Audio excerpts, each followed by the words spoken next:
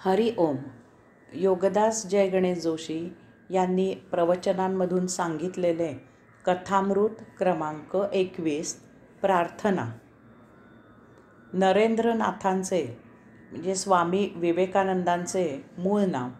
वडील निवर्तले आणि त्यांचे कुटुंब आर्थिक संकटात सापडले. काही कारणाने मध्यंतरी कोर्ट कचेरीही चुकली नाही. खूप खटपटी करूनही कुटुंबाचा चरितार्थ चालेल असा काही मार्ग सापडत नव्हता. तेव्हा भगवान श्री रामकृष्ण कालीमातेला सांगून यातून काही मार्ग काढतील असा विश्वास नरेंद्रनाथांना वाटला. लगेचच ते भगवान श्री रामकृष्णांना भेटायला दक्षिणेश्वरी निघून आले. दक्षिणेश्वरी आल्यावर त्यांनी मोठ्या विश्वासाने भगवान श्री रामकृष्णांना विनविले की महाराज, माझ्या कुटुंबियांच्या 2 वेळच्या चरितार्थाची सोय होईल असे काहीतरी आई कालीमातेला करायला सांगा. माझ्यासाठी तुम्ही एवढे कराच. नरेंद्रनाथ कट्टर निराकारावर विश्वास ठेवणारे होते. सगुणावर त्यांचा अजिबात विश्वास नव्हता. ते मूर्तिपूजेविरुद्ध होते.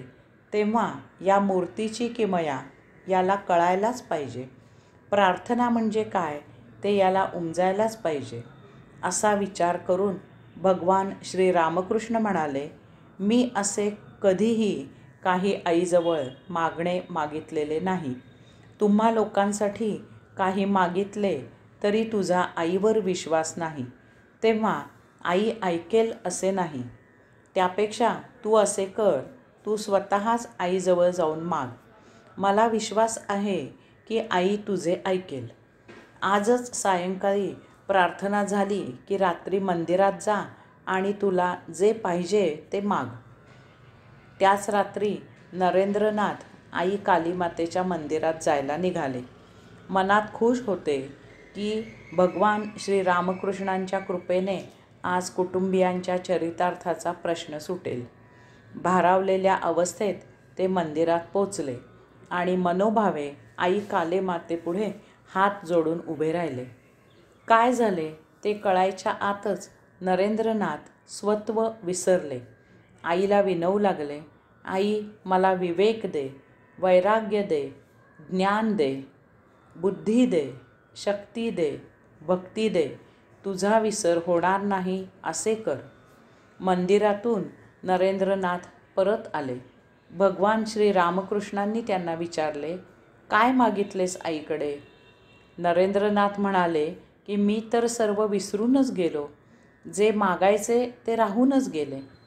भगवान श्री रामकृष्ण म्हणाले, काही हरकत नाही, परत जा आणि माग. नरेंद्रनाथ परत गेले आणि परत मागीलप्रमाणेच मागणे मागून आले. जे मागायचे ते मागायला विसरले. भगवान श्री रामकृष्णांच्या आज्ञेने पुन्हा गेले. तिसऱ्यांदा पुन्हा जे मागायचे ते मागायला विसरले. मागील मागणेच मागून परत आले. भगवान श्री रामकृष्ण हसायला लागले. नरेंद्रनाथ जे उमजायचे ते उमजले.